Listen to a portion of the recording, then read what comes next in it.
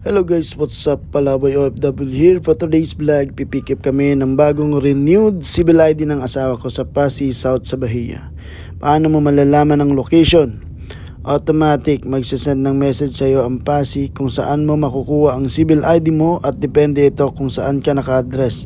Like taga Mahabula kami, so sa South sa Bahia kami kukuha. Amadi, Kuwait, Governorate. Sa Bahia.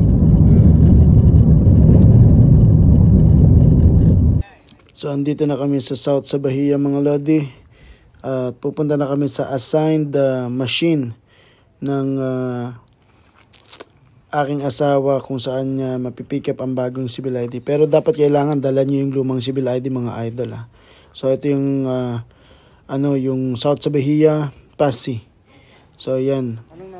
So pupunta na kami sa designated machine ng civil ID for pick up. Let's say machine number 77 yung message ng Pasay sa Bahia ng aking asawa. So yan, ipapasok nyo lang dan. Tapos antay lang tayo mga 3 minutes para i-release yung bagong civil ID ng mga idol. Kung nakalimutan nyo yung message or na-delete nyo yung message ng Pasay pero alam nyo yung date, pwede nyo rin i-check sa machine. Meron silang machine dyan sa loob for inquiry, no? At malalaman nyo kung anong machine yan.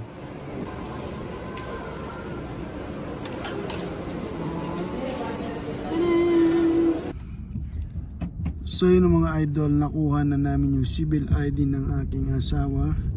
So, pahil boss, pahil. Jollibee? Jollibee pahil. Then yun, papunta na kami sa Pahil Jollibee and then kakain kami ng dinner.